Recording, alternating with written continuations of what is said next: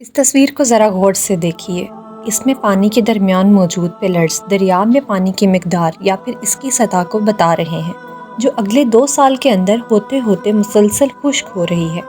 اور یہ قیامت کی ایک اہم ترین نشانی ہے۔ دریائے فرات کا خشک ہونا ہی جنگ ہرمردون یا پھر دنیا کی سب سے آخری جنگ ارمگیڈن کے شروع ہونے کا آغاز ہے، جس کا وعدہ دنیا کے سب سے سچے انسان حضرت محمد صلی اللہ علیہ وآلہ وسلم نے کیا، جو ہر صورت پورا ہو کر ہی رہے گا۔ حضرت ابو ہریرہ سے روایت ہے کہ رسول اللہ صلی اللہ علیہ وآلہ وسلم نے فرمایا کہ قیامت اس وقت تک قائم نہیں ہوگی جب تک کہ دریائے فرات سے سونے کا پہاڑ نہ نکل آئے، جس کو لے کر بہت ہی خوفناک لڑائی ہوگی، اور ہر لڑائی کے اندر 100 میں سے 99 لوگ مارے جائیں گے۔ ان میں سے ہر ایک شخص یہ سوچے گا کہ شاید میں اس لڑائی کے اندر بچ جاؤں گا اور اس تمام مال کو حاصل کر لوں گا۔ ایک اور روایت میں آتا ہے کہ دریائے فرات خشک ہو کر سونے کے خزانے کو ظاہر کر دے گا، لہٰذا جو شخص بھی اس وقت موجود ہوگا اس میں سے کچھ نہ کچھ لے لے گا۔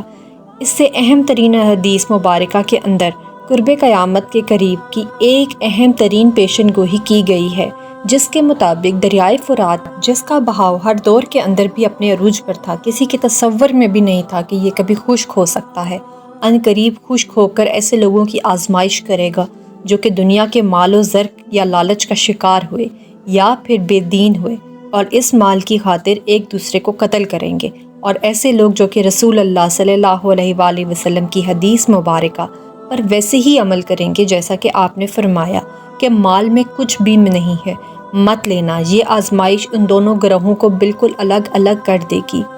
اس پیشن گوئی کو سمجھنے سے پہلے دریائے فرات کی تاریخ اور اس کی اہمیت کو سمجھنا انتہائی ضروری ہے۔ فرات یعنی صاف پانی، یہ دریا ترکی سے شروع ہوتا ہے، پھر شام اور عراق سے ہوتا ہوا پرشین گلف تک پہنچ جاتا ہے۔ واقعہ کربلا اسی دریائے فرات سے نکالی گئی ایک نہر کے کنارے پیش آیا تھا، جس نہر کو نہر القمہ کہا جاتا ہے۔ امام حسین علیہ السلام اور آپ کے ساتھیوں پر اس دریا کا پانی بند کر کے سب کو مظلومانہ شہید کر دیا گیا، اسی لیے روایات کے اندر اس دریا کی بہت ساری فضیلتوں کو بیان کیا ہوا ہے۔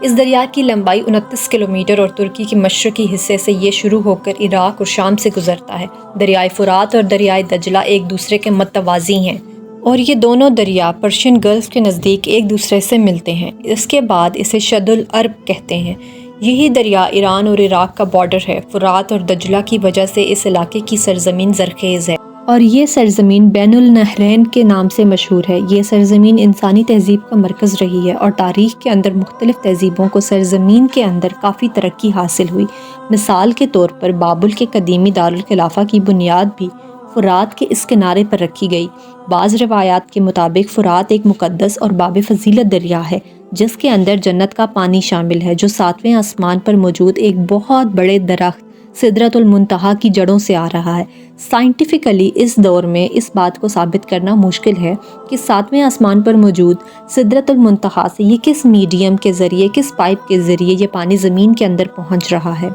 یہ بات تو اللہ تعالیٰ کی ذات ہی بہتر جانتی ہے، لیکن شاید آنے والے وقتوں کے اندر ہم اس سائنس کو بھی دریافت کر لیں۔ انٹرنیٹ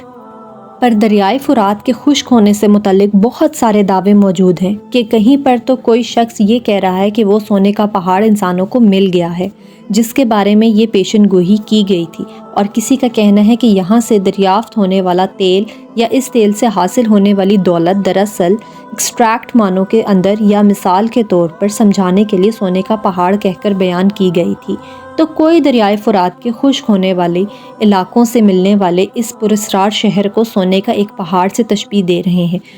جون 2022 کو یہ خبر آئی کہ عراق کے اندر انوائرمنٹ کی تبدیلی کے 6 سال بعد دریائے دجلہ کے خشک ہونے سے 3500 سال پرانی ایک بستی دریافت ہوئی ہے، اور ماہرین آثار قدیمہ کے مطابق دریائے دجلہ کے خشک ہونے کے بعد ظاہر ہونے والی یہ بستی 1275 سے لے کر 1475 قبل مسیح کے درمیان قائم ہوئی تھی۔ یہ بستی زلزلے سے تباہ ہوئی تھی۔ بابل عراق کا یہ شہر دنیا کا سب سے پہلا میٹروپولیٹن شہر تھا، جسے میسوپوٹیمیا بھی کہتے ہیں، لیکن بابل کھنڈرات بن چکا ہے۔ بغداد سے 100 کلومیٹر دور دریائے فرات کے کنارے پر واقع یہ انسانی تاریخ کا پہلا شہر تھا، جس کی آبادی تقریباً 2 لاکھ سے بھی زیادہ ہے۔ 4000 سال قبل مسیح کی تاریخوں کے اندر بھی شہر کا تذکرہ ملتا ہے۔ تورات کے مطابق حضرت آدم علیہ السلام بابل عراق کے اندر ہی رہتے تھے۔ جب قابیل نے حابیل کو قتل کیا تو قابیل اپنے اہل و عیال کے ساتھ بھاگ کر بابل کے پہاڑوں میں چلا گیا، تو اس جگہ کا نام پڑ گیا بابل، جس کے معنی ہے جدائی۔ پھر جب حضرت ادریس علیہ السلام مبعوث ہوئے تو دوسری جانب قابیل کی اولاد بھی بڑھ گئی، تو اس نے پہاڑوں سے نیچے اتر کر بہت ہی فساد برپا کیا، لیکن اس کے اندر نیک لوگ بھی شامل ہو گئے۔ تو حضرت ادریس علیہ السلام سے دعا کی کہ انہیں بھی ایک ایسی سرزمین عطا کریں جس کے اندر بابل کی سرزمین کی طرح ایک دریا بہتا ہو، تو ان لوگوں نے اس جگہ کا نام بیبلیون رکھا، جس کے معنی ہے اچھی جدائی یا اچھی فرقت۔ کچھ لوگ ان کھنڈرات کو ہی سونے کے پہاڑ سے تشبیہ دیتے ہیں، جس کا مطلب یہ ماہرین آثار قدیمہ کے لیے سونے کے پہاڑ جیسا ہے، پر ایسا بالکل نہیں ہے۔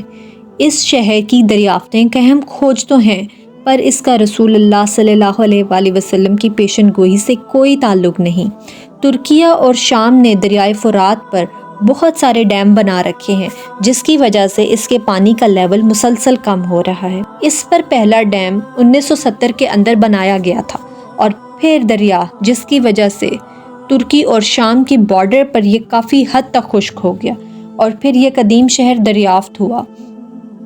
اب بابل شہر کیونکہ پرانی حکومتوں کا مرکز تھا، لہٰذا کچھ لوگوں کو امید ہے کہ یہاں پر دفن کوئی بہت بڑا سونے کا خزانہ شہر کے نیچے موجود ہو سکتا ہے۔ اس کے علاوہ اس کے پاس بہت چھوٹی چھوٹی ایسی چٹانیں موجود ہیں جن کے اندر سونے کے کافی مقدار موجود ہے، جو کہ یہاں کے لوکل لوگ تھوڑی تھوڑی مقدار میں نکالا کرتے رہے۔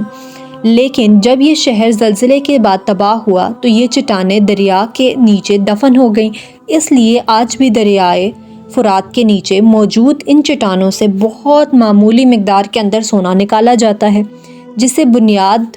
بنا کر اس پیشن گوئی کو سچ بتایا جا رہا ہے، لیکن ایسا نہیں ہے، اور اب تک کہیں سے بھی دریائے فرات سے سونے کا پہاڑ یا بہت زیادہ مقدار کے اندر سونے کا پہاڑ یا پھر خزانہ ملنے کی تصدیق نہیں ہو سکی، کیونکہ حدیث مبارکہ کے الفاظ کے مطابق پہلے اس دریا کو مکمل طور پر خشک ہونا تھا، جبکہ آج بھی اس دریا کے اندر پانی موجود ہے۔ مکمل خشک ہونے کے بعد ہمیں واقعی کوئی ایسے سونے کا پہاڑ دیکھنے کو مل جائے، یا پھر ایسا خزانہ دنیا کے سامنے آئے جو حدیث مبارکہ کے الفاظ کے بالکل مطابق ہو، یا یہ بھی ممکن ہے کہ ہم انسانوں کو اسے کھوجنے کی ضرورت ہی نہ پڑے، بلکہ اللہ تعالیٰ خود اس پہاڑ کو بنا کھوجے اچانک سے انسانوں کے لیے ظاہر کر دے۔ اگر دریائے فرات ایسی سپیڈ کے ساتھ مستقبل کے اندر بھی خشک ہوتا رہا تو ہمیں یہ عمل 1 سے 2 سال کے اندر ہی مکمل ہوتا دکھائی دے گا۔ تب تک ہمیں بس انتظار کرنا ہوگا، جبکہ اس کے علاوہ انٹرنیٹ پر اس پیشن گوئی کے مطابق جتنے بھی دعوے موجود ہیں، چاہے وہ تیل کے ملنے کے ہوں، سونے جیسی کسی قیمتی دھاتوں کے ملنے کے، سونے کا پہاڑ کا ذکر ہے، یا پھر خزانے کا، نہ کہ کسی دولت کا، اس کے لیے علماء کرام کے مطابق یہ کوئی آبجیکٹ نہیں ہو سکتا، بلکہ اس سے مراد ایک سونے کا پہاڑ ہی ہے، اور یہ عنقریب ہو کر ہی رہے گا، آج کل یا پھر کچھ سالوں کے اندر، ہم نہیں جانتے۔ باقی آپ اس بارے میں کیا سوچتے ہیں؟ اپنی قیمتی رائے کا اظہار کمنٹ سیکشن میں ضرور کریں، اور اگر آپ کو ویڈیو انٹرسٹنگ لگی ہو تو اس کو لائک، شیئر اور سبسکرائب ضرور کریں چینل کو۔ تھینک یو سو مچ۔ اللہ حافظ۔